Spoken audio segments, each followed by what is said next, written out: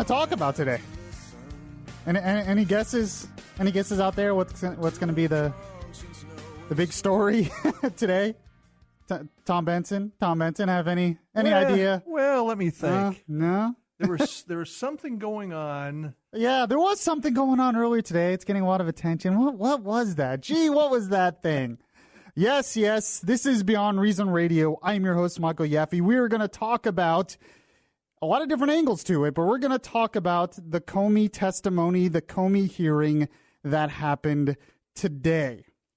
And I think, by the way, this is, like I said, Beyond Reason Radio. We're doing the show till 9 p.m. tonight. If you're listening to the live show on News Radio 102.5 WFLA, get the podcast anywhere podcasts are available. If you miss any of it, we're on Facebook Live as well. You can like us on Facebook at Beyond Reason Radio or at WFLA Orlando. And this is going to be a topic I want to get your calls and texts on, of course. And I'm sure a lot of you have a lot of different opinions. So this is your time to get them out there. So call 407-916-5400 or text to 23680. And you know what I think is the most beyond reason thing, the most unbelievable thing about today, Tom Benson? CNN's coverage. Well, that's definitely beyond reason, but that's expected. Okay. That's expected. I mean, the spin, which was predictable, the spin on this is just, amazing. No, depending on which side you're on, that's where the spin goes. But the most amazing, unbelievable thing to me is Trump didn't tweet about it. Yes, isn't that something? He did not. There was talk that he was going to live tweet during it, which would have been crazy town. Yeah. But he did not. He kept his mouth shut and did not tweet about it. And then he sent out his lawyer to make a statement on it. So maybe Trump listened to that rant by Cavuto the other day. Well, I don't know about that. I think Trump was busy conferring with his attorney during the testimony to say, what are we going to say when this is over here? Possibly. He was also at a Faith and Freedom event. He was giving a speech. He was. So he's trying, which is really what he should have been doing the whole time. When all of this started, he's trying to say, I'm just working for the American people. Mm-hmm. But it's Donald Trump. He just can't. He can't take the criticism. He can't take the attacks. And often he gives fuel to the fire. So we're going to get into that angle as well. We're going to get into some new bombshells that have been thrown in terms of the Hillary Clinton investigation, which is very interesting. We're going to get into that as well.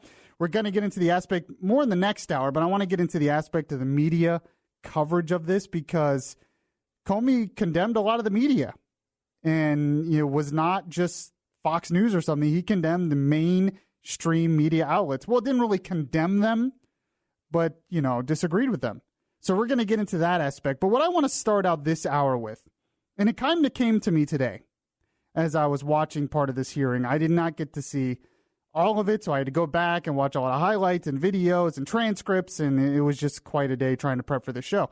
But the part I was watching, the one thing that came to me is I realized how much, and I know some of you already realized this, but I realized how much of as some have been saying, a dog and pony show this all is.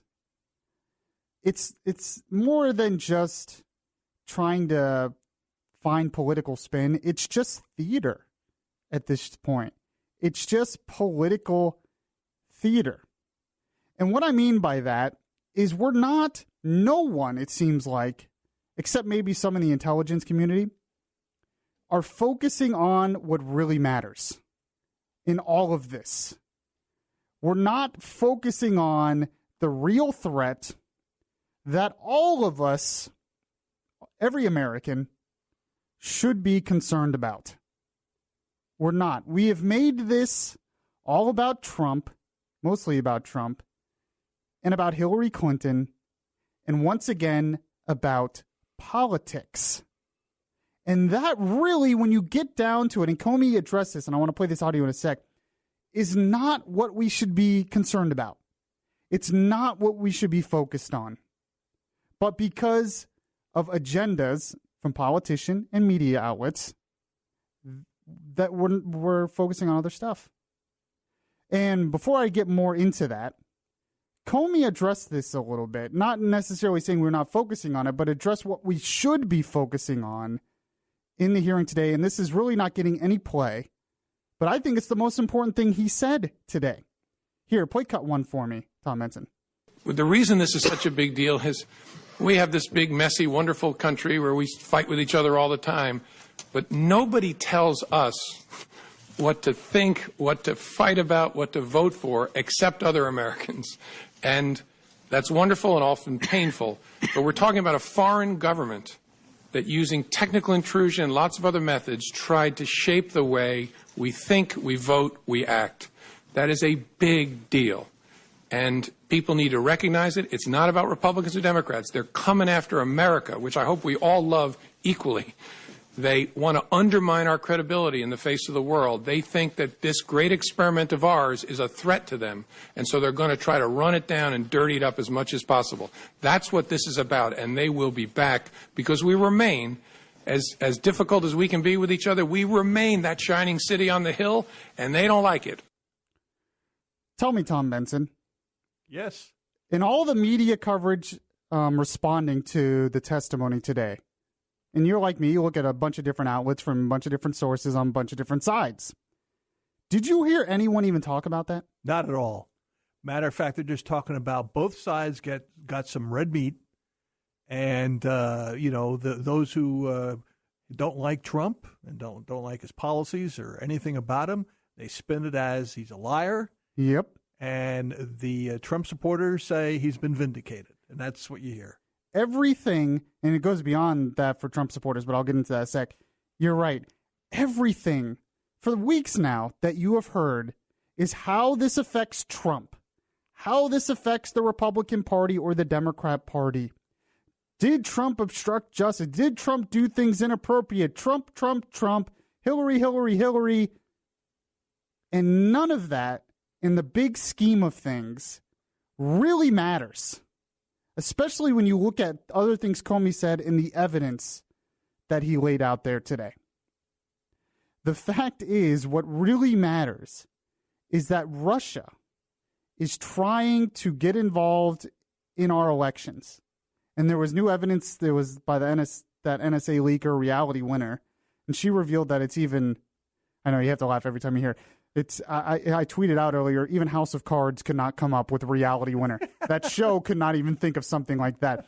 House of Cards, they have some kind of fancy NSA guy doing fancy stuff to leak stuff. Real life, a person named Reality Winner mails a document that she printed out, and now this paper creases is what. This doesn't make it right or wrong, but, we tried to, Obama administration tried to influence the Israeli elections. Well, that's true as well. And Putin actually has used that in the past. Oh, well, the Americans try to do that all the time. Sure. But in terms of what should be our focus today, and what should have been our focus all along, is the fact that Russia, according to what the intelligence community is saying, and apparently there's a lot of evidence that they can't say because it's classified, so they have to say it in classified meetings, is trying to influence our elections in very nefarious ways. And it looks like they don't have to because we're kind of doing nefarious stuff on our own. But I agree with Comey. If it's as orchestrated and as big and as bad as what he is saying, that is a big problem. That is extremely serious. And that is something every American should be worried about. But it's not.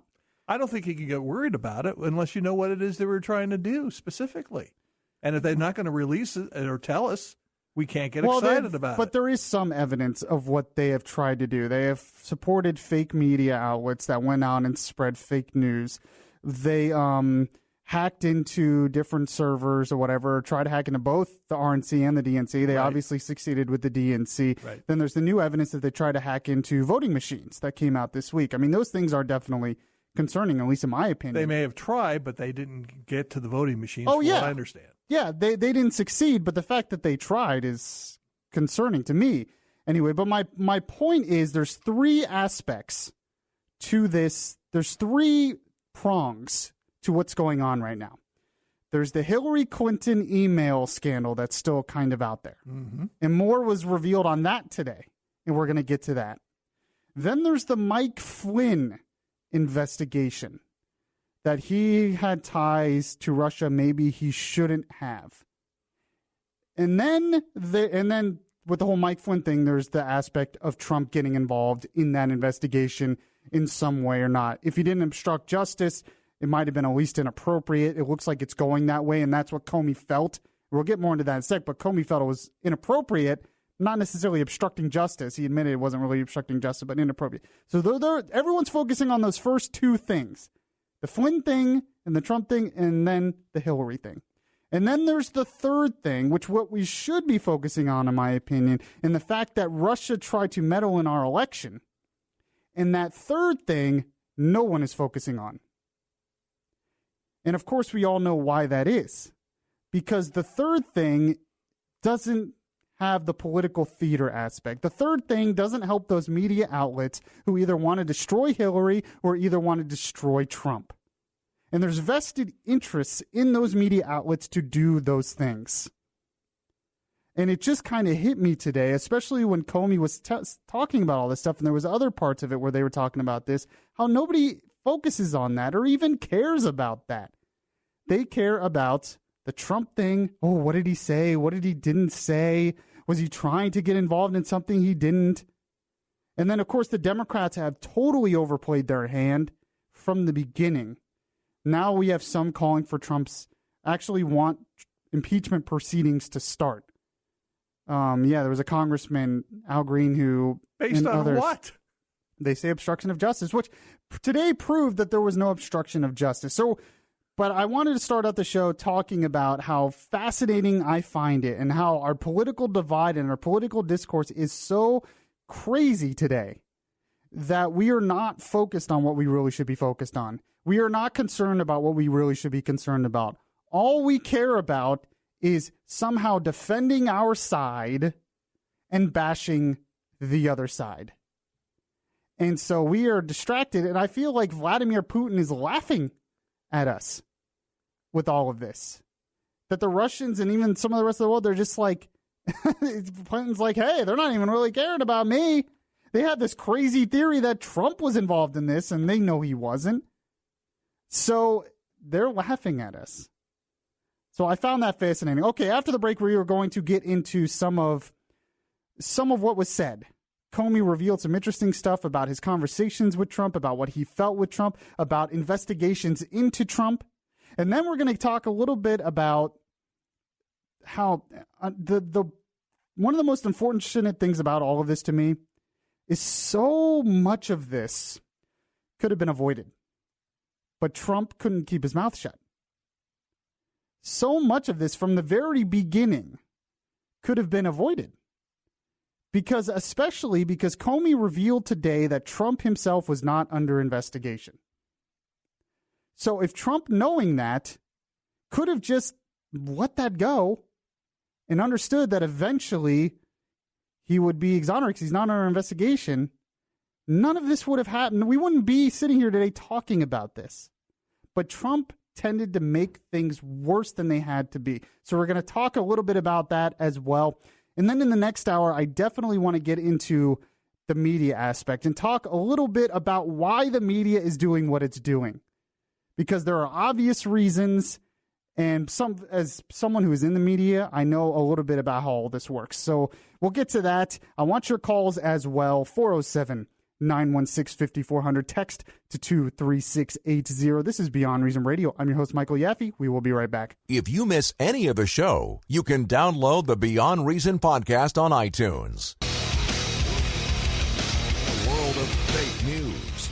Beyond Reason Radio continues right now. Yes, welcome back to the show, everyone. This is Beyond Reason Radio. I'm your host, Michael Yaffee. We are doing the show till 9 p.m. tonight, live right here on News Radio 102.5 WFLA. You can catch the podcast anywhere podcasts are available as well. We are talking about the Comey hearing. We're talking about all the different angles, all the different aspects of it, and some of the stuff that you probably didn't think about that you should be thinking about. So we'll get to that as well. You can call 407-916-5400 or text 23680 if you have any comments on it as well. So, I mean, we could play, I could do the whole show just playing a bajillion cuts from Comey today, but we're not going to do that. But to recap a little bit of what we learned today, and there was a lot of different things that we did learn today, but to recap what we learned is some things he said made Trump look better, exonerated Trump some. Other things he said today made Trump not look so good, and if anything, made Trump look like he was doing things that was inappropriate.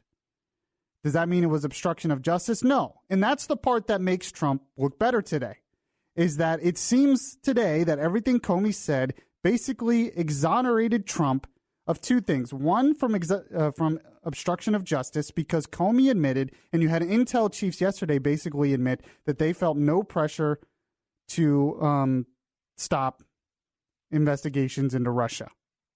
So what the inappropriate part is Trump had a private meeting with Comey, and a lot of people knew this, where he said, I demand loyalty. He said, I believe Mike Flynn is a good guy, which Comey agreed. Said, I think he's a good guy too. And that he said, I hope you would let this go. Saying, I hope you would let this go, the president, it might be inappropriate. And Comey admitted afterwards, he talked to the Attorney General, Jeff Sessions, told Jeff Sessions, never let me in alone in a room with Trump again, because that's really inappropriate, because it makes it look like he's having pressure there. And so there was that aspect as well. But saying, I hope you let this go, is not obstruction of justice. In fact, Trump can, by law, say, let this go. He can tell them what to investigate. It might seem inappropriate, but hoping for something to be let go, describing a hope, is not obstruction of justice. It's not. Now, what the Democrats are going to say is, well, firing Comey was the obstruction of justice. That's hard to say as well, because the investigation continues and continued even with the firing of Comey. So that will be incredibly difficult to prove as well, because there was no obstruction there. It kept going on. It seems like the reason why Trump fired Comey and was upset at Comey is for one reason only, and that's because Comey told Trump in private that he was not under investigation, but would not say it publicly. And Trump felt like that was a cloud, as what he said, a cloud over his presidency and what he wanted to accomplish, and was upset at Comey for that reason. You could say that's not a good enough reason to fire someone. You could say that's inappropriate. You could say Trump didn't get involved, but you can't say that Trump broke the law here. And that's what we learned today. Now, I want to play a couple cuts from Comey here. The first cut is the negative part that Comey said about Trump that didn't make Trump look so good. This is what Comey said. The administration then chose to defame me and, more importantly, the FBI by saying that the organization was in disarray, that it was poorly led, that the workforce had lost confidence in its leader. Those were lies, plain and simple. And I am so sorry that the FBI workforce had to hear them, and I'm so sorry that the American people were told them. So, and basically, he called Trump a liar. And Trump's not always the most honest person. Let's be frank about this. So the Democrats today they're gonna focus on that. They're gonna move on from the Russia meddling collusion stuff, and they're gonna focus on the fact that he called Trump a liar. And Trump is doing stuff in his administration, lying, putting pressure, and doing stuff that's inappropriate. That's what the Democrats are gonna focus on. But the part that exonerates Trump is when Comey was asked if he would confirm that President Trump was not under investigation. Here's the exchange. I gather from all this that you're willing to say now that while you were director, the President of the United States was not under investigation. Is that a fair statement? That's correct. All right. So that's a fact that we can rely on at this point. Yes, sir. Okay. So there you go. He finally admits, and CNN and ABC News had to retract their statements on this because they came out yesterday saying Comey would say the opposite of what he just said, that Comey would not admit to that. But he did admit to that, saying that Trump himself was not under investigation. That's a big deal because that shows Trump isn't obstructing. and that Trump was frustrated that he would not come out and say this. And by Trump's statements after, even though he messed things up and got too involved, his statements after show that that's probably the case, that is why Trump did this. That's why Trump fired him, and that's why Trump was so frustrated. But none of this is illegal, and none of this will lead to impeachment. And it also shows a good reason why you should not put any or much faith in stories that are credited to sources. That's a good point, and that's actually something we're going to get into in the next hour, because I want to get into the media aspect of this as well in the next hour. So you have to stay tuned all 2 hours today. There's a lot we're going over today. But that's something that Comey himself actually addressed in part of his testimony, talking about the unnamed sources thing and how a lot of that is basically BS. So there you go. Another part that I found really interesting today that we found out was Marco Rubio, our senator here from Florida, where I broadcast, actually had a very interesting question to Comey talking about all of this in the Russia investigation. And here's the exchange he had with Comey. So what it comes down to is the president has asked three things of you. He asked for your loyalty, and you said you would be loyally honest. Honestly loyal. Honestly loyal. He asked you on one occasion to let the Mike Flynn thing go because he was a good guy. By the way, you're aware that he said the exact same thing in the press the next day. He's a good guy. He's been treated unfairly, et cetera, et cetera. So I imagine your FBI agents read that. I'm sure they did. The president's wishes were known to them, certainly by the next day when he had a press conference with the prime minister. But going back, the three requests were, number one, be loyal. Number two, let the Mike Flynn thing go. He's a good guy. He's been treated unfairly. And number three, can you please tell the American people what these leaders in Congress already know, what you already know, what you've told me 3 times, that I'm not personally under investigation? Those are the 3 things he asked. Yes, sir. You know, this investigation is full of leaks left and right. I mean, we've learned more from the newspapers sometimes than we do from our open hearings, for sure. Do you ever wonder why, of all the things in this investigation, the only thing that's never been leaked is the fact that the president was not personally under investigation, despite the fact that both Democrats and Republicans and the leadership of Congress knew that and have known that for weeks? I don't know. I find matters that are briefed to the Gang of 8 are pretty tightly held, in my experience. Well, Comey might not know, but we all know, because that exonerates Trump, and that gets rid of the narrative. And these media outlets have an invested interest, and these sources have an invested interest in trying to hurt Trump, trying to destroy Trump. And leaking that part, which is one of the most important parts of all of this, that he was not under investigation, shows that they weren't concerned about that stuff.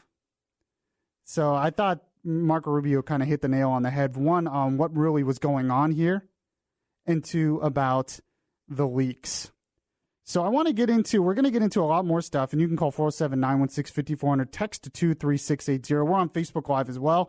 Had some new likes on Facebook. You can like the Beyond Reason Radio Facebook page. You can also follow me on Twitter, by the way, at Beyond Reason R. So, and all of this still gets back to one point to me, that we are all so focused on Trump, and the Democrats try to make this all about Trump, and Trump was meddling, and Trump was with Russia. The Republicans are Trump's nothing. Hillary, let's look at Hillary. And I'm sitting over here saying, are none of us really concerned about the real issue here? And that is Russia tried to meddle in our elections. We're too busy trying to destroy Trump or Hillary that we're not focused on how to stop Russia from doing what they're doing. And that's a big issue. But of course, the media, of course, politicians and pundits all have this vested interest in their political sides, and Putin's out there just laughing at us, I think. 407-916-5400, text to 23680. This is Beyond Reason Radio. I'm your host, Michael Yaffee. We'll be right back. If you heart Beyond Reason Radio, listen to the Beyond Reason Radio podcast on iHeartRadio. Just download the iHeartRadio app and search Beyond Reason Radio.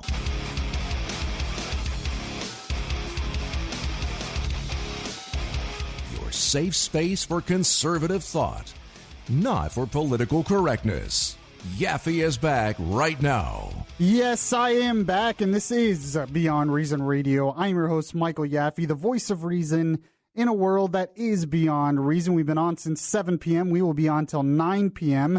I've been giving my take and giving the recap of the Comey hearing and testimony in front of the Senate Intelligence Committee today, all the different aspects of it. If you've missed any of the show so far, well, don't worry. You can catch the podcast of the show anywhere podcasts are available. The best thing you can do is download the Beyond Reason Radio app at the Google Play or Apple App Store. Catch all the podcasts there, and you can catch today's after the show.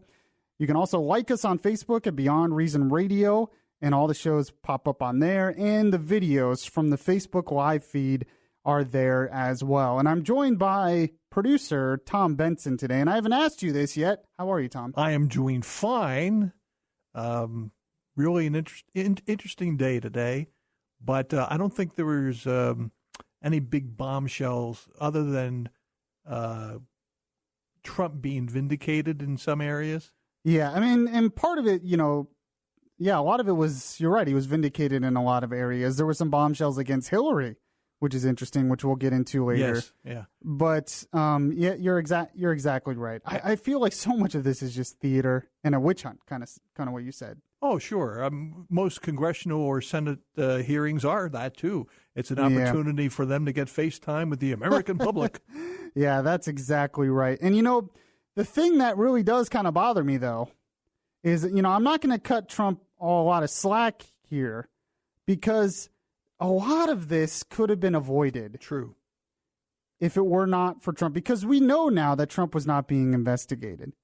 But the fact that this is even happening, the only reason Trump's being investigated now is because of what he did, even though he knew he was not being investigated. He kept the subject on the front burner, so to speak. Exactly. Yeah. This could have been over by now because he was not being investigated, but because of Trump's mouth and his actions, he now is being investigated. And what I mean by that is, one, he shouldn't have had that inappropriate one-on-one conversation with Comey. You just don't do that.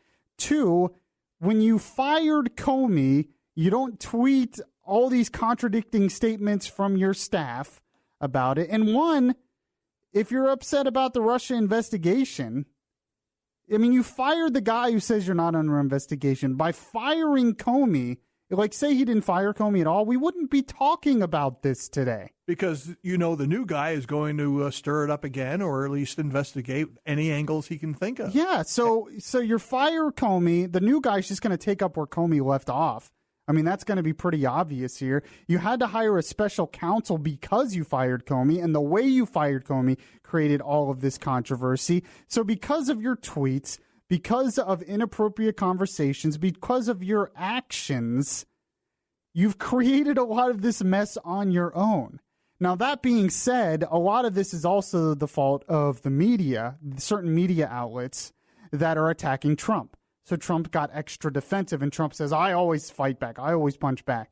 But you've made this worse than it has to be. All of this could have been incredibly avoidable because the evidence shows right now that Trump was not in bed with Russia, that Trump was not have collusion with Russia, and Trump knew it, and Comey knew it.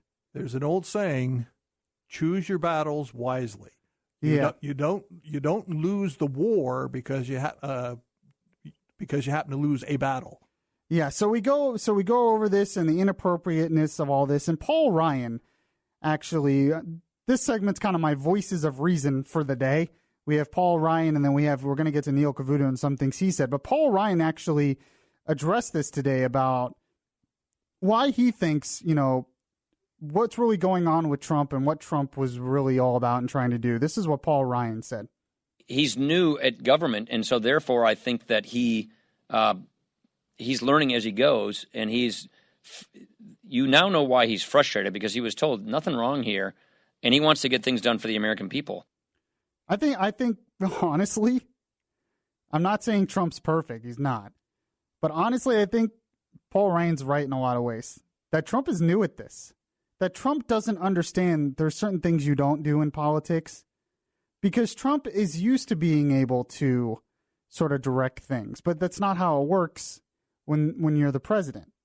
So Trump can go on in his business and demand loyalty, and it'll be fine. That's what you do in a business. But when you're the president, you say to the FBI director, I demand loyalty. That's really not always appropriate. But not only that, everything you tweet, everything you say after that, and if you're contradicting your White House press corps and everything, all of that is different now. And you have to understand how it works. But this is one of the reasons people voted for him. It's one of the reasons we voted for him, because he's new at this. You know, he doesn't understand that. Another saying in business is you praise in public and you criticize in private. Yeah, well, he hasn't done that at all. He doesn't do that. And part of it is because he gets so defensive. But by getting so defensive constantly, he's just adding fuel to the fire. He's just making this worse than it has to be. There's a certain reason why mature adults don't get involved in stuff like that. They don't get involved in the petty arguments, because all you're doing is giving. Yes, the media are bullies right now to Trump. They are being bullies to Trump. And yes, you can stand up for yourself, but you don't give fuel to the fire to the bullies. You see, because you're just giving them more control over you. Because that's what they want you to react. They want you to overreact. So when you overreact and you get all defensive, the media is getting what they want out of you. And that's why mature adults don't do stuff like that. Go. You looked like you were going to say something. I was just going to say they know what gets him, so yeah, they're going to continue to do that to get him. Yeah, and I understand that a lot of his supporters out there like that part of him, but it's just gone a little. It's just too much sometimes, especially when you're not communicating with the rest of your staff. And so now you have people that work under him that are afraid to say anything because they don't know what Trump's going to say and tweet the next day and contradict him. So I can't just, let Trump off the hook in all of this. He's been basically exonerated from the whole Russian meddling thing, but he was exonerated from the beginning. So this really even shouldn't be that much of a story. Now, so another voice of reason today, and going a little bit more to the aspect of what I was just talking about, Neil Cavuto on his show, Your World with Neil Cavuto on Fox News. He got into a little bit of a rant, I guess, a monologue about talking to Trump, trying to reason with Trump on this stuff. And now Neil Cavuto is getting a lot of backlash from Trump supporters and saying, oh, now you're just part of the mainstream media attacking Trump and all that stuff. But I want you to actually listen to this. And I think, because Neil Cavuto, I mean, he's as conservative as it gets. I bet you he's more conservative than Trump is. And he's definitely not a hardcore attack kind of person. He's very calm most of the time, very reasonable most of the time. And so I wanted to listen to this, and I think that he makes a lot of good points here, whether you want to hear it or not. I think he does. Here is Cavuto's monologue about it. Here's hoping they ruin his appetite. In fact, everyone's appetite. Here's hoping they get brutally blunt with the president. Here's hoping they give him some food for thought and let him know if he keeps doing what he's doing, they'll all be politically puking next year. He'll get angry. Some of them will get angry, probably furious, maybe start tweeting about the first one who dares question his wisdom. Like he did today when he tweeted, and I quote, "The fake mainstream media is working so hard trying to get me not to use social media. They hate that I can get the honest and unfiltered message out." Mr. President, it's not the fake news media that's your problem. It's you. It's not just your tweeting, it's your scapegoating. It's your refusal to see that sometimes you're the one who's feeding your own beast and acting beastly with your own guys. Those are your guys, Mr. President. They're on your team, Mr. President. And right about now, they seem shell-shocked and dejected, though looking at their deer in the headlight eyes, I bet they're too afraid to tell you. Now, they're not perfect, but they do have your back. As no less than the Wall Street Journal muses today, do you have theirs? Mr. President, they didn't tweet disparaging comments about a London mayor in the middle of a murder spree. You did. They didn't create that needless distraction. You did. They didn't get you off your very valid and very promising agenda. You did. They didn't turn on a travel ban that you signed. You did. You're right to say a lot of people are out to get you, Mr. President. They are. But as the Journal pointed out, the buck stops with you, Mr. President, and risks ruining the very promising economic agenda that has buoyed spirits and the markets because of you, Mr. President. That's good. Look at these critiques you're now hearing from usually friendly and supportive allies as sort of like an intervention. Because firing off these angry misses and tweets risks your political destruction. Quoting the Journal, if this pattern continues, Mr. Trump may find himself running an administration with no one but his family and the Breitbart staff. People of talent and integrity won't work for a boss who undermines them in public without thinking about the consequences.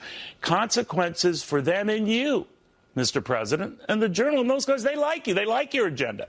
I find it ironic that on this, the 73rd anniversary of D-Day, some of your most ardent backers are desperately girding for another battle, not for Normandy, for normalcy, for sticking to an agenda that matters and not silly distractions that do not.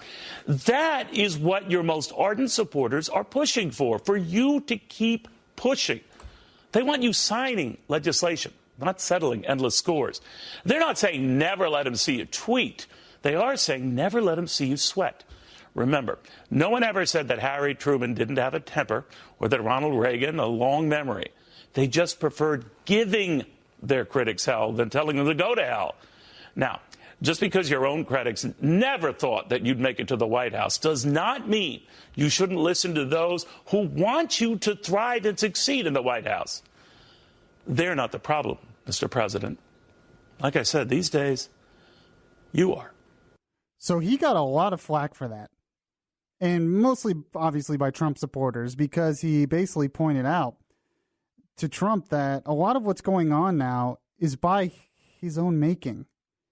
And what he's saying is all of these people all these people who are saying this, they like you. They like your agenda. They want you to accomplish these things. But you, Mr. President, have been focusing on the wrong things. If you focus on the agenda, and he's gotten a little bit better at that lately. He did it today. He came out with air traffic control the other day. He's trying to get better at it. But if you focus on that kind of stuff, the American people, the average American voter, who's really more concerned about what's in their wallet, their jobs, their kids' college education, national security, and terrorism.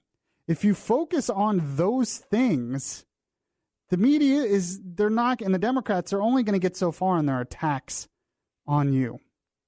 But the fact of the matter is, the Democrats, they know Trump's not going to be impeached. They know they don't have a case. They know they'll never be able to get him impeached. One, because Republicans control Congress. Two, because there's no high crimes and misdemeanors here. And three, it's just too much of a stretch right now, and they know it's just not going to get done. So why do the Democrats continue to talk like that? Well, they're talking like that because they want to win. They want to use it for their political purposes to win elections in the midterms and then in 2020. But you're just giving them fuel to the fire. All you have to do is expose that they don't care about the future of America and the American people and legislation, and the American people will support you, Mr. President. But right now we're all focused on this other stuff, and you're just adding to that problem. A lot of this stuff could have been avoided. 407-916-5400, text to 23680. This is Beyond Reason Radio. I'm your host, Michael Yaffee. We'll be right back. It would be beyond reason not to listen to Yaffee on your TuneIn Radio app. Download the app today and search Beyond Reason Radio.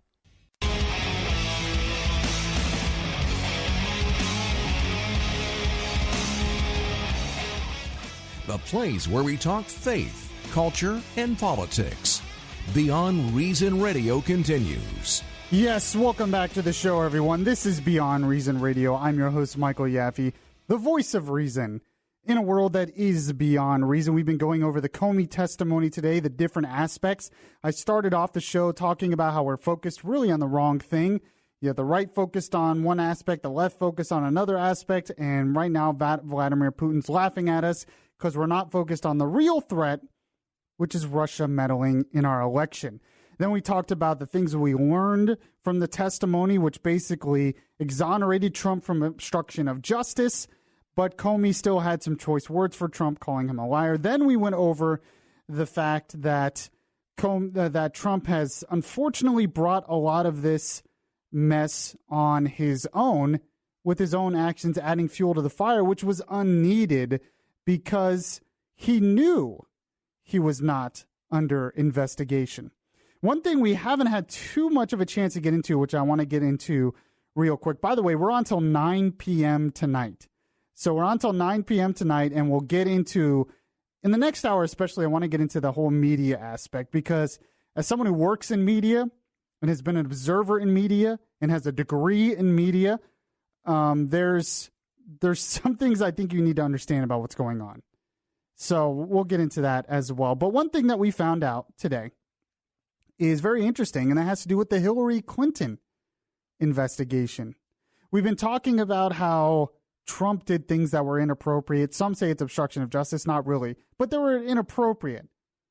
But then we find out today that Loretta Lynch, while she was Obama's attorney general, and, you know, I can't remember if she was supporting Hillary Clinton's campaign. She had met with Bill Clinton on the tarmac, that infamous meeting that you all know about. She said something to Comey that was just as inappropriate and probably more inappropriate than anything Trump has said to Comey. And that was a new bombshell that came out today. So this is Comey talking about it. And I want to know, was she going to authorize us to confirm we had an investigation? And she said, yes, but don't call it that, call it a matter. And I said, why would I do that? And she said, just call it a matter. And again, I don't know whether it was intentional or not, but it gave the impression that the Attorney General was looking to align the way we talked about our work with the way a political campaign was describing the same activity, which was inaccurate. We had a criminal investigation open. As I said before, the Federal Bureau of Investigation. We had an investigation open at the time, and so that gave me a queasy feeling. So what he's talking about right there is Comey was meeting with Loretta Lynch, wanting to know if she would authorize the fact, telling them that there was an investigation in the Hillary Clinton email scandal in terms of being on a private server, using private email with classified documents, which could have all these other ramifications of that. And Loretta Lynch says, well, don't call it an investigation, call it a matter. And we all know why Loretta Lynch said that, because Loretta Lynch supported Hillary Clinton and wanted to make it seem like it wasn't as big of a deal. And Comey rightfully says, but it is a big deal. It's not just a matter. It is a criminal investigation. Now, the other thing that came out of it, that I don't have audio for it right now, but Comey also said that he had thought about hiring a special counsel after Loretta Lynch met with Bill Clinton on the tarmac, because he knew that looked really bad. And that was a big reason why Comey sent that letter to Congress saying he was opening the investigation, because he didn't trust the Attorney General at the time, that Attorney General, to be honest, in terms of that investigation. So that's another bombshell. So when we're all looking at the inappropriateness of Trump and the Trump campaign, it looks like the Hillary Clinton campaign and the Obama administration was doing just as much inappropriate stuff. And of course, the Democrats weren't calling for impeachment there. It's been a fast 1 hour Beyond Reason Radio. We have one more hour to go, a lot more to get to. I'm going to talk about the media and the aspect that is fueling all of this stuff and more into, and the Democrats just overplaying their hand. So I appreciate you joining me. This is Beyond Reason Radio. I'm your host, Michael Yaffee. We'll be right back. Will I find some kind of conviction?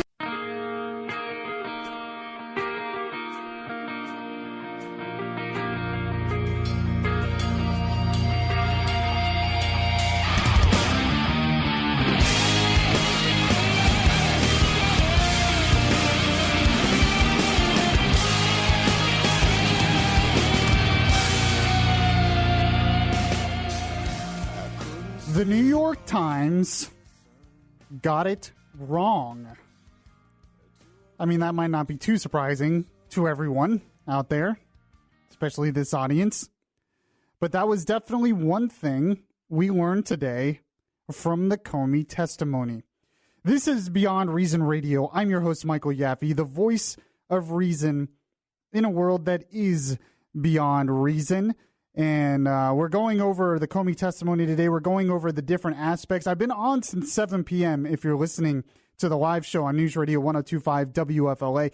If you missed the first hour of the show, Make sure to catch the podcast of the show. You can catch it on iHeartRadio. Search Beyond Reason Radio on your iHeartRadio app. The podcast will be up there later tonight after the show. Or if you want to watch it now, which you shouldn't because you would rather watch this hour.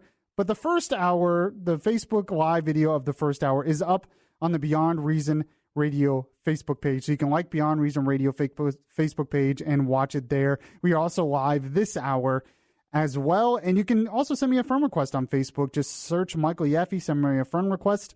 I will accept it. Or you can follow me on Twitter at Beyond Reason R. In the first hour, I went over how I think we're all focused on the wrong things. And a lot of this has to go with what I'm going to go to in this hour, and that's the media.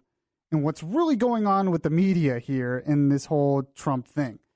So, but the first hour I talked about how there's three prongs to the Comey stuff. One, there's the Hillary Clinton email investigation. Two, there's the Mike Flynn investigation and Trump's involvement in that. And then three, there's the investigation of Russia meddling in our election. The Republicans and the right are focused on the Hillary part. The Democrats and the left are in the media mostly are focused on the Flynn part and Trump's involvement there and Trump's part. And no one really is focused on what we should be focused on, which is the Russia investigation and how serious that really is if Russia really did meddle as much as Comey and the intelligence community is saying they're meddling. That's what we should be focused on today. And no one, I mean, none of the major media outlets, none of the major media publications are really talking about that. But Comey really addressed that. So if you missed any of the first hour, I talk about that in detail. But this hour, I want to talk more about the media. But before we get to that, we have Tom Benson, who is producing tonight. And I figure I'd ask him once again. It was a fast first hour. We got one more hour to go. How are you, Tom? I'm doing fine. And we discussed this when the memo was leaked to the New York Times, that we thought probably that Comey himself had leaked the memo through a so-called associate. And it's funny, he admitted that today in his testimony, but the Washington Post does not use the word leaked. In their main headline, they say, Comey says he shared notes in hope of a special counsel. Gee, I wonder why. In the second paragraph, they say, in the second headline, they say, FBI director testifies he helped reveal details of talks.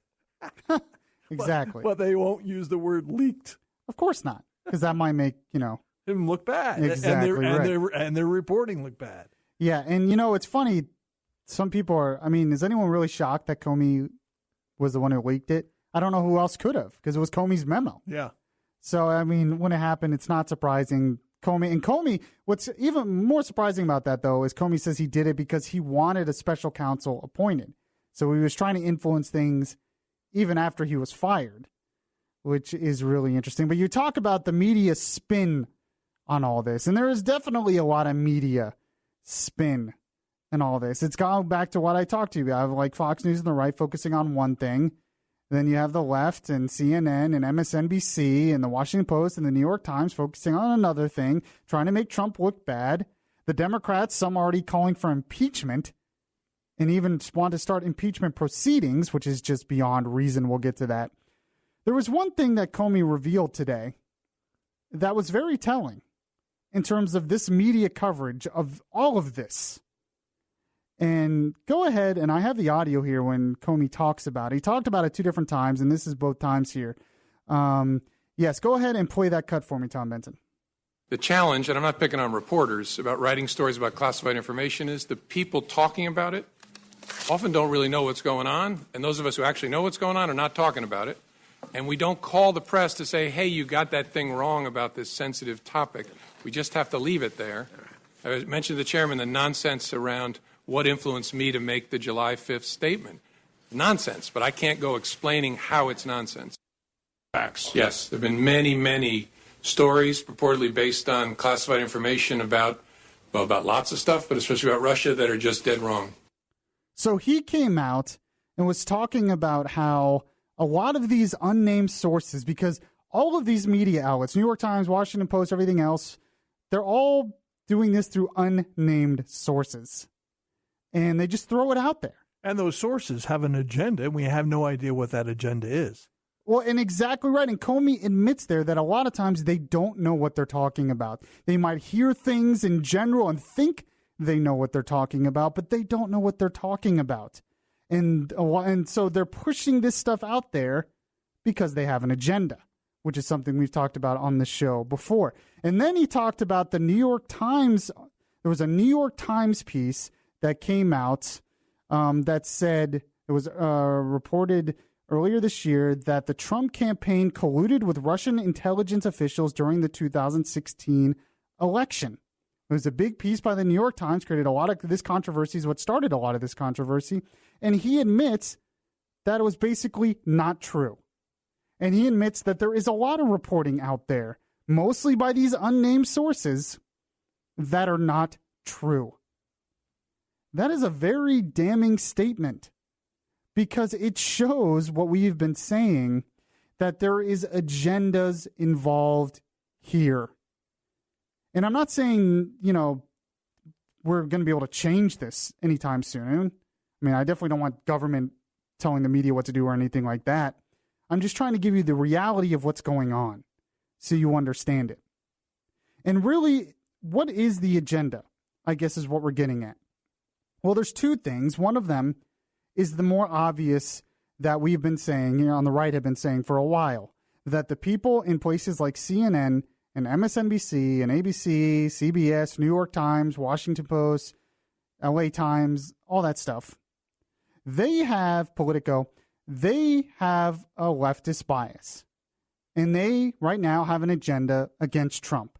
They don't like Trump. So whether they even realize it or not, they are going to find stuff and believe sources and find stuff that kind of confirms their preconceived notions of being against Trump and what they think about Trump and conservatives and Republicans and all that stuff. This bias has been going on for a long time. That's why the left hates Fox News. That's why the left hates talk radio, because talk radio has the other side of it, and they have a loud voice too, but they at least admit their biases.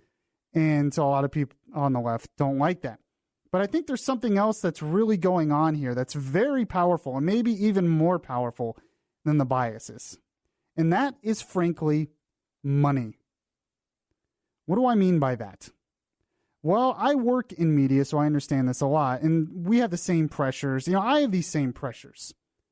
The fact is, ever since places like CNN and MSNBC, or the New York Times or Washington Post, or even late night shows like John Oliver on HBO or Stephen Colbert or whatever, their ratings, ever since they have been going after Trump hardcore, being totally against Trump hardcore, and going after and totally focusing on this Russia collusion nonsense, their ratings have gone up, and have gone up a lot.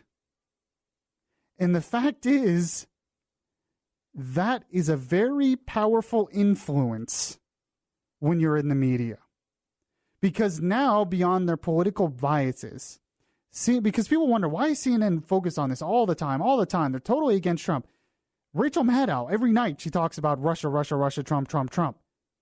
But the fact of the matter is, it's working for them.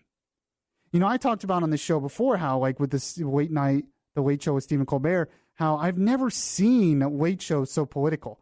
A late night show like that has never been that political, but it's obviously anti-Trump political now. But the fact is, his ratings have skyrocketed because of it. So now you have these media outlets that have a vested interest in bashing Trump and going after Trump and keeping this narrative alive. And they'll use unnamed sources that probably have it wrong, but they don't care because they have a vested interest in keeping this alive. We talk a lot about this when it goes to the global warming stuff. How a lot of these companies that support climate change policies in these countries and politicians, they have a vested interest in that.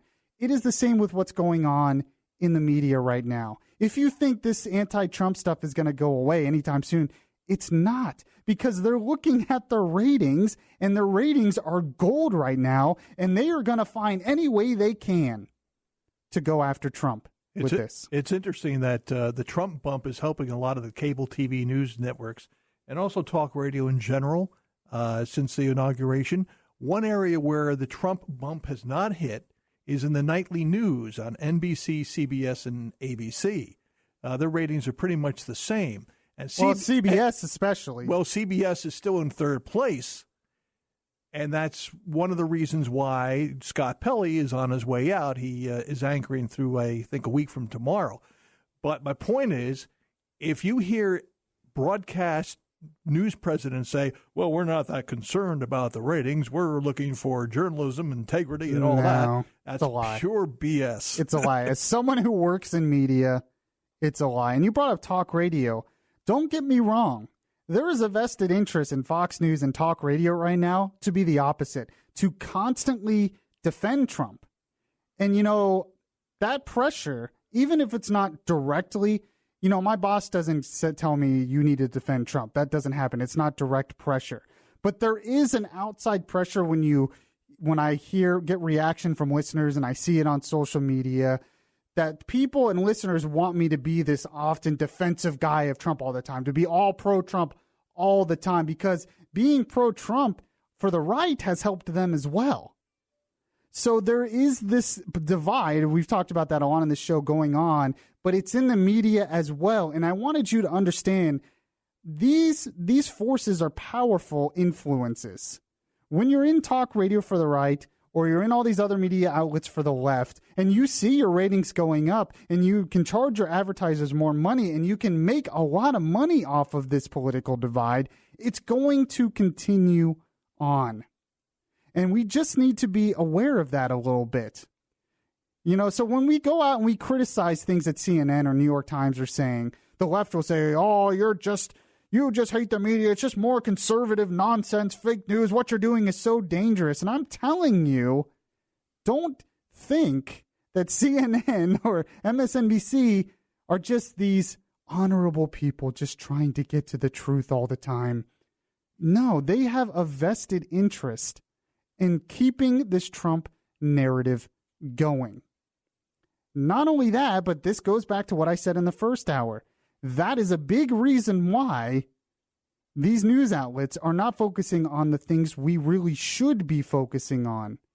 Because, and frankly, this happens in talk radio too. If I totally ignored the Comey thing today, people would turn me off because that's what everyone is focusing on.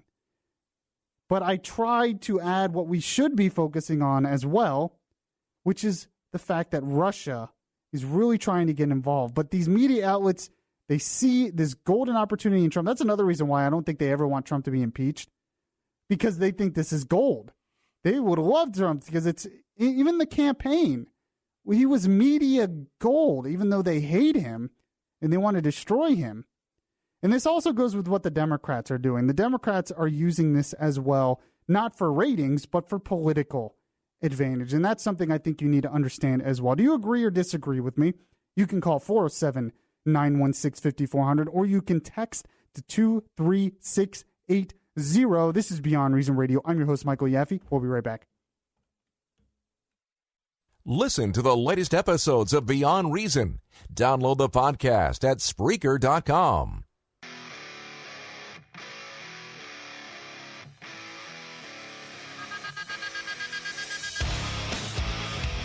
The conscience in your ear telling you the difference between right and wrong. Yaffee is back on the air.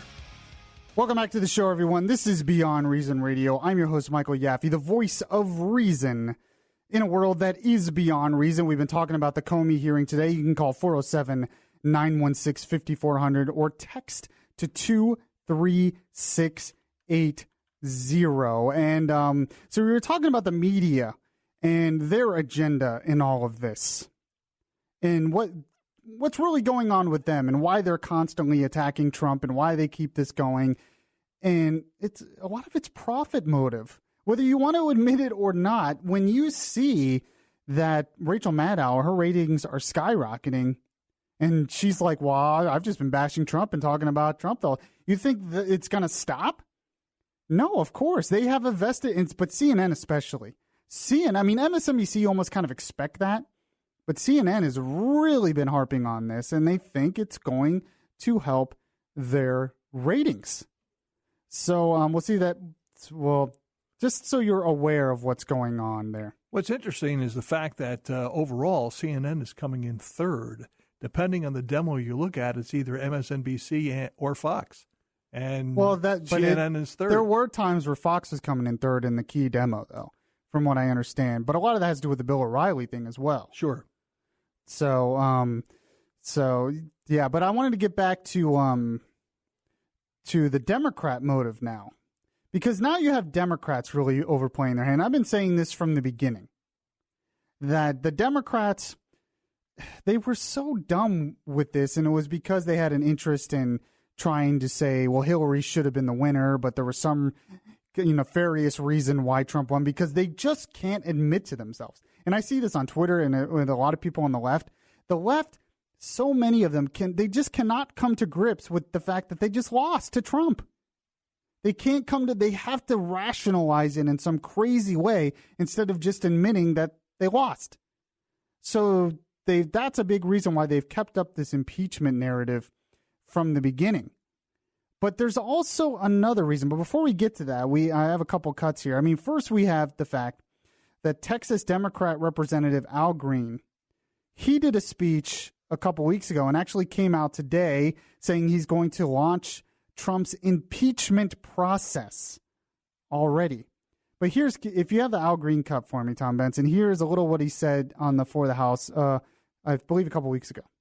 I rise today, Mr. Speaker, to call for the impeachment of the President of the United States of America.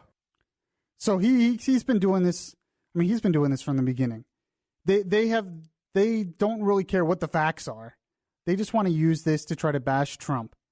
And then you have James Clapper, who came out this week, and he said something about the whole Trump investigation and how bad it is. Can you go ahead and play that cut for me, Tom Benson? I have to say, though, that I think compare the two, that Watergate pales really, in my view, as compared to what we're confronting now. So James Clapper comes out, and this is only two of many. I remember on this show I was talking about impeachment articles before Trump was even inaugurated. I was bringing them up. So they've been keeping this narrative from the beginning, but he said there that this pales in comparison to Watergate. Really? Why? Watergate was actually based on something illegal that was proven to have happened from the beginning. The break-in Watergate was the robbery was an illegal act.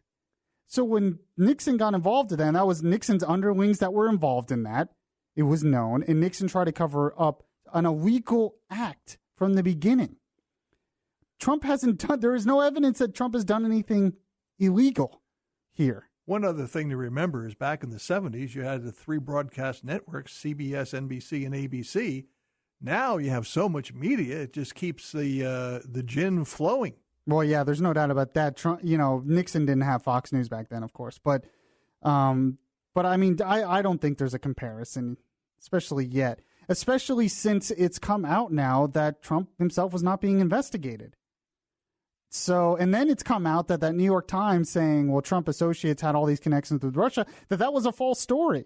And then it's come out that Comey said a lot of these unnamed sources and a lot of these media reports on this are just not true. That's completely different to Watergate, which actually was an illegal act that was happened from the very beginning. And there was firings that happened much later of the special prosecutor and all that. Trump hasn't fired the special counsel yet or anything. So this is all just too much ahead of time. And the reason why they're doing this, though, is people like Al Green and Maxine Waters and James Clapper and the Huffington Post and Rachel Maddow and all these people, they know that Trump's not going to be impeached. In fact, we interviewed for the Florida Roundtable, which airs this weekend. I produce and co-host the Florida Roundtable. It airs on this station Saturday nights at 8, but it plays on a bunch of stations all over the place on the weekend.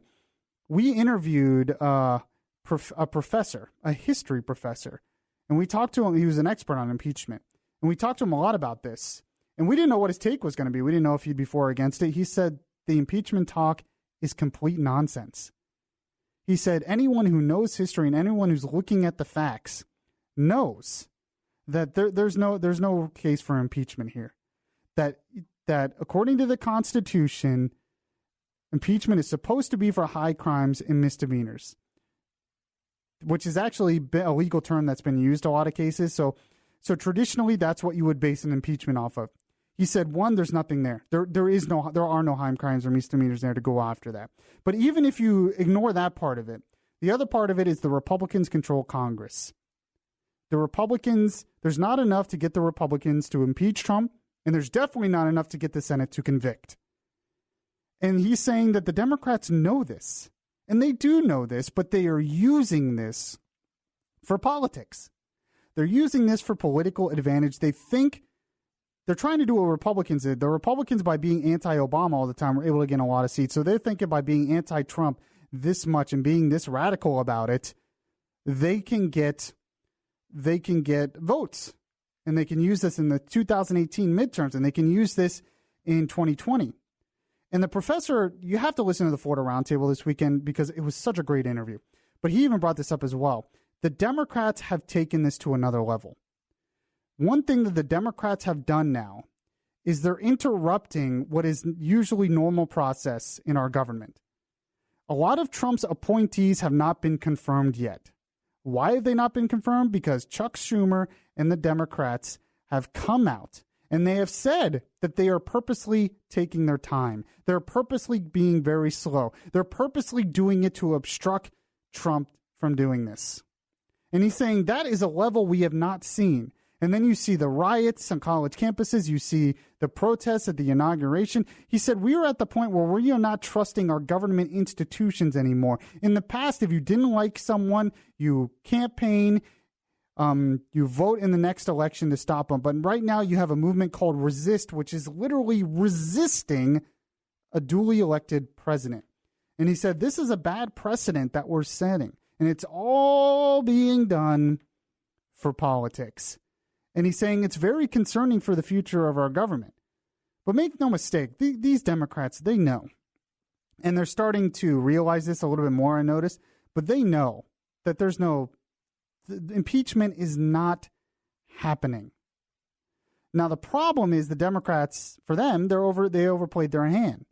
If they would have came out immediately and just said, Trump doesn't know what he's doing, Trump does things inappropriate, Trump's policies are bad, and focused on that, then all this stuff, these revelations about his conversations with Comey would have been totally different. But they went on immediately and say, there's meddling with Russia, and he shouldn't have been elected, and all of this stuff. And it just makes the Democrats look too much. So when all of this stuff comes out today that Trump was not being investigated, the Democrats have no leg to stand on. And they forget that one of the biggest reasons why people were so against Obama is because he was trying to take this country radically to the left. And a lot of people in this country didn't want to take it that way. But there's a lot of people on the left who don't want to take this country to the right where Trump's taking it. But the Democrats, instead of focusing on that, they're too busy focusing on the Russia thing. Frankly, it's just not going to work. It's going to hurt them in the long run. 407-916-5400. Text to 23680. We have a lot more to get to. And I actually have some other stuff not dealing with the Comey stuff. I know it's dominated the whole show so far, but not dealing with the Comey stuff that we'll get to as well. This is Beyond Reason Radio. I'm your host, Michael Yaffee. We'll be right back. Download the iHeart Radio app and catch the Beyond Reason Radio podcast.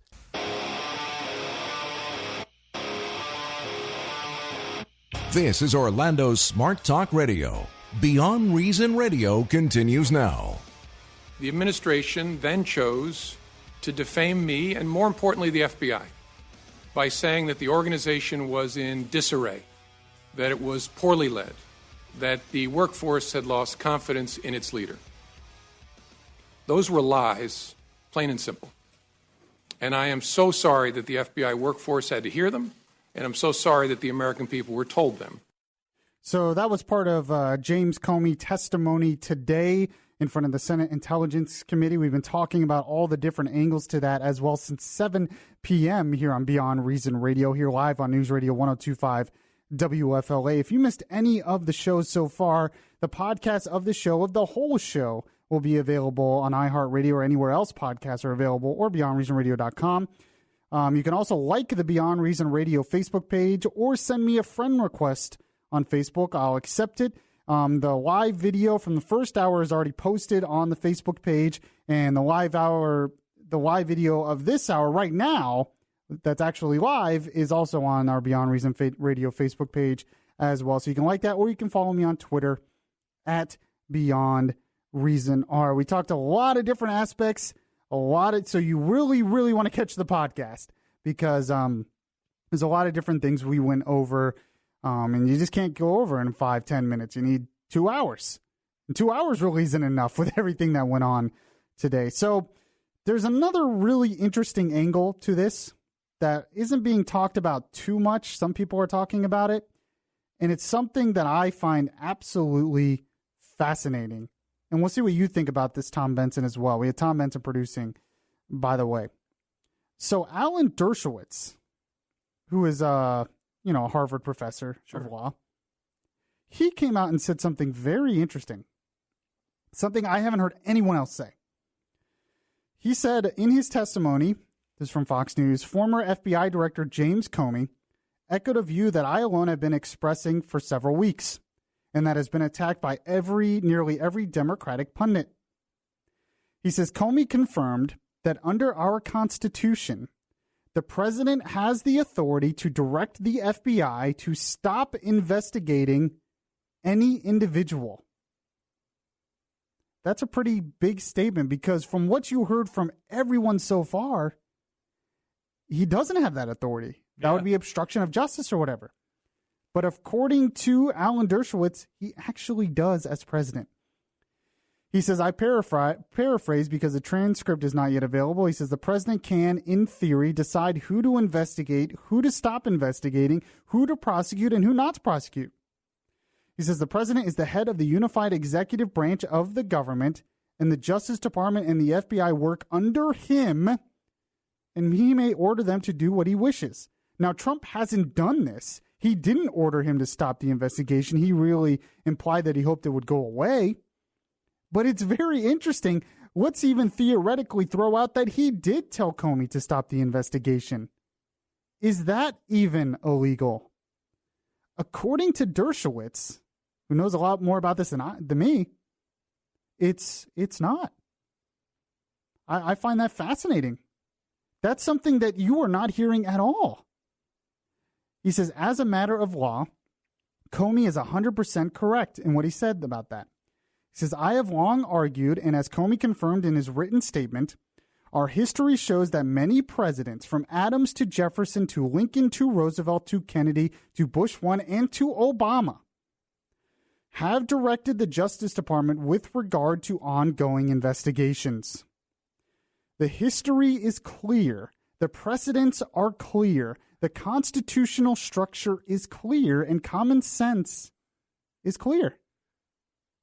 He says, yet virtually every Democratic pundit in their haste to get President Trump, which he's right, has willfully ignored these realities.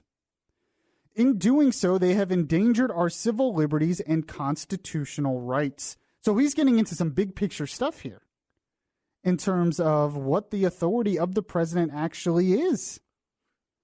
We've been arguing, they keep arguing, well, they act like the FBI is a separate branch of government, but it is not. The FBI is under the executive branch, and the head of the executive branch is President Trump. So that makes one wonder, the Loretta Lynch directive to Comey to call it a matter instead of an investigation looking into the Hillary Clinton email account, did that really begin with Loretta Lynch, or did it begin with the president at the time, President Obama? Oh, it probably did begin with Obama. But if it did begin with Obama, it's not illegal. But the point is, when it happened, or when it was known, there wasn't a big stink arising over that.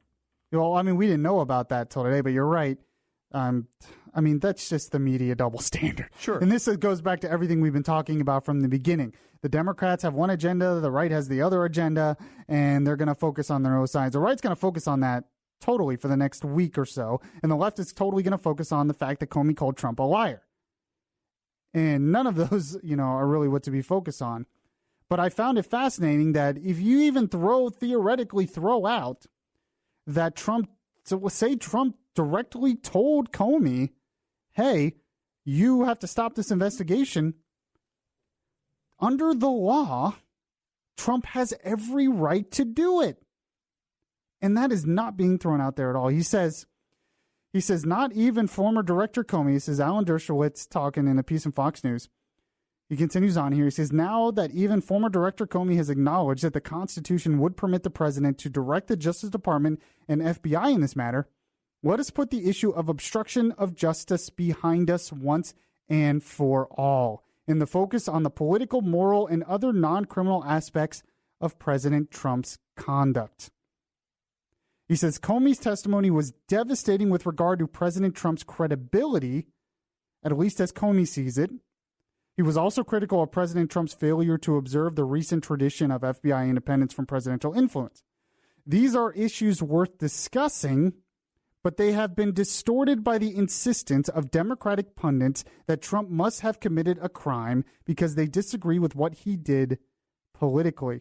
This goes back to two aspects I've been talking about. One, we're not focused on the right things. Two, this is all being driven by politics. And the issue is you can talk about, well, it goes back to the Democrats overplaying their hand as well. So the Democrats focusing on this obstruction of justice constantly actually undermines them because there is no obstruction of justice. So because they focused on that when they could have been focused on decorum or on civility or on what's appropriate, instead they've been focusing on obstruction of justice. And Alan Dershowitz comes out and says there cannot possibly be obstruction of justice here because the president has the authority. It goes back to the whole firing of James Comey. The president could theoretically have fired Comey to stop the Russian investigation, and he has every right as the president of the United States to fire Comey for whatever reason he sees fit. And he can totally say this investigation needs to stop, and he has every right to do it under the law because that is his authority as president of the United States. Dershowitz continues on here. He says, I was disappointed to learn that Comey used a Columbia law professor as a go-between to provide information to the media. He should have had the courage to do this himself.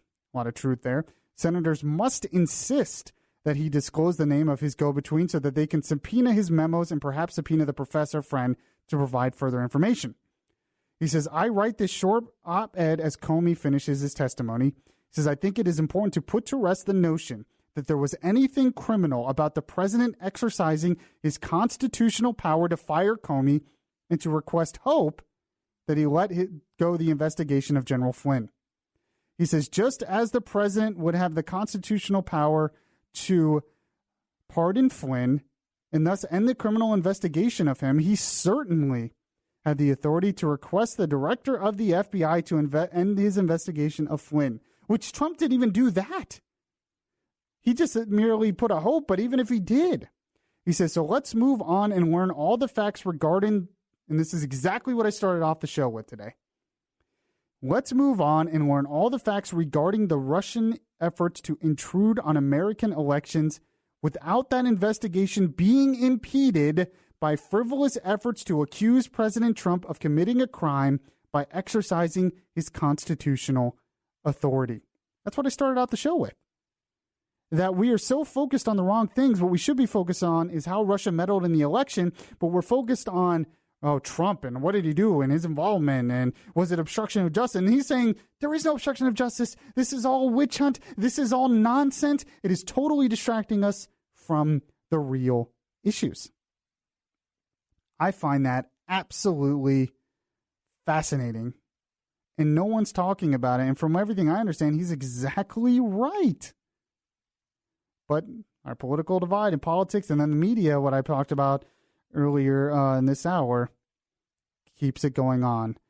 This is Beyond Reason Radio. I have one thing. I actually want to get into I'm going to end the show with a separate topic that I wanted to get into that obviously we just haven't had time to get into. If you miss any of the show, make sure to check the podcast of the show anywhere podcasts are available. This is Beyond Reason Radio. I'm your host, Michael Yaffee. We'll be right back. If you like Beyond Reason Radio, well, make sure to show it by liking the Facebook page at facebook.com/Beyond Reason Radio.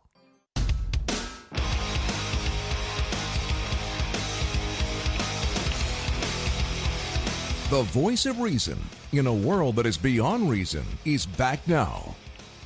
Welcome back to the show, everyone. This is Beyond Reason Radio. I am your host, Michael Yaffee, the voice of reason in a world that is beyond reason. We've been talking about all of the different aspects in terms of the Comey hearing today, the Comey testimony today. If you missed any of the show, you can catch the podcast of the show anywhere podcasts are available. We went over a bunch of different angles, especially in the first hour.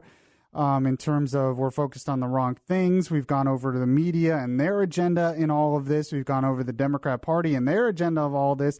We've gone over Trump and how Trump has really made things a lot worse. A lot of the problems he had brought about on his own, because none of this, the testimony wouldn't have even happened today if Trump didn't fire Comey and Trump didn't have all those dumb tweets afterwards. And Trump didn't have the inappropriate conversation with Comey. So there's no doubt that because Trump and Comey admit he wasn't under investigation. So if you're not under investigation, move on with your life. But Trump couldn't move on, and he made things a lot worse than it really had to be. Paul Ryan says it's because he's new at this. That's part of it. Part of it is just doesn't like to be criticized. That's just how Trump is. But so we talked about that angle as well. I wanted to talk about a piece here that I found on a completely different subject, but I just found fascinating, and of course started a lot of debate on my Facebook page. You can send a friend request on Facebook, search Michael Yaffee. And it's by Stephen Moore, who economist Stephen Moore, we've talked to on the show many times. He has a book called Fueling Freedom. It's very good. I would encourage anyone to read it. And he has a piece here in the Heritage Foundation at heritage.org. It's called Climate Change Hypocrites. It's very interesting. He says, 1, key takeaways from this. 1, we are the world leader in environmental stewardship, and our energy use as a share of the economy continues to shrink.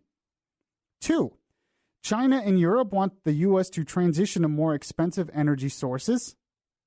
And 3, the value of American oil, gas, and coal resources that are currently recoverable is estimated at $50 trillion. Which is more than double our national debt, which is very interesting. He continues on, he says, maybe the most laughable reaction to Donald Trump's pulling out of the Paris Climate Accord came from the European and Chinese leaders who blasted Trump and America for surrendering its world leadership role. The sanctimonious leaders of Asian and European nations pledged to move full speed ahead on clean energy without the United States. Be my guest. But he continues on. He says, even more amazing and underreported is that the United States, even though we did not make a pledge to reduce our greenhouse gases in accord with that treaty, has reduced its carbon emissions more than some of the European signatories. He says, contrary to the flood of insults directed at the Trump administration, the U.S. is not the bad actor on the world stage when it comes to environmental protection.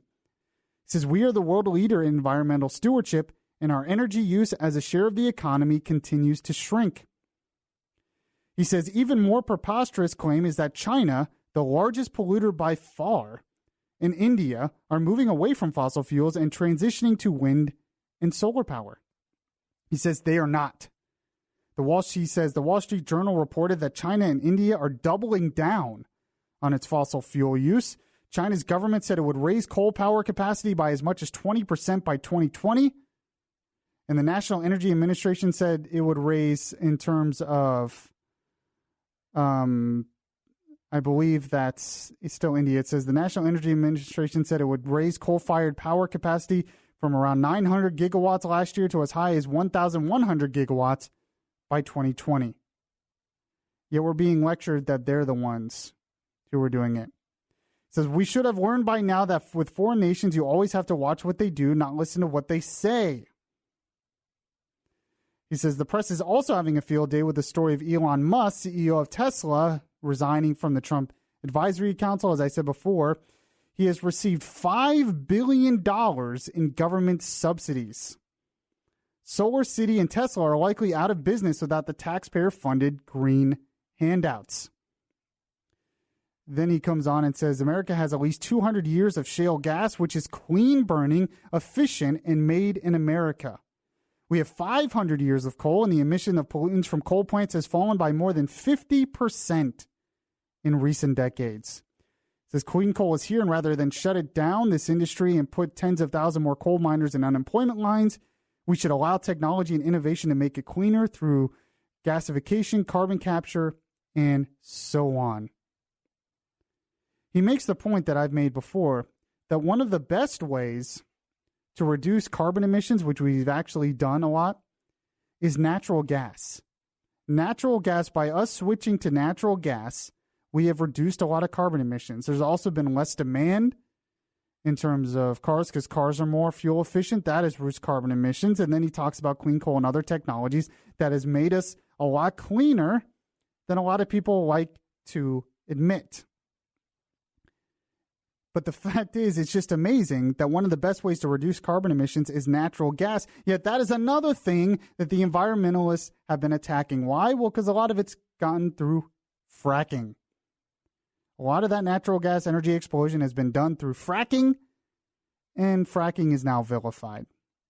But the point I made, and I made this on my Facebook post as well, is that I have nothing against solar energy. I have nothing against wind energy. What bothers me is this whole alarmism that we have to have government controls and government subsidies and world treaties to stop in order to quote unquote save the planet. It's the alarmism that bothers me. It's in our interest to be clean, and we've been environmentally better over the years because people don't want their cities to be dirty and polluted. That being said, it's the alarmism, and the alarmism is always combined with government controls and with subsidies, government major subsidies, and world treaties that are not in our best interest. So I have no problem with the green energy, but I also don't have a problem with natural gas and clean coal and oil. We need those as well. You can have a multifaceted strategy. You can have a common sense strategy, but there's always the alarmism involved that we have to get rid of the other stuff or we're going to kill the planet. And I'm just skeptical of it. All right, this has been Beyond Reason Radio. I thought I would squeeze that in there at the end. I appreciate y'all joining me. If you missed any of the show, you can catch the podcast of the show anywhere podcasts are available. And just download the Beyond Reason Radio app. It's the best way to get it and listen to this show there. I will be back. I hope you all have a good weekend. I will be back next week, and I'm sure there'll be a lot more to talk about in the news. So I appreciate you joining me and appreciate Tom Benson for producing as well. And, well, I'll catch you guys next time. Some kind of conviction.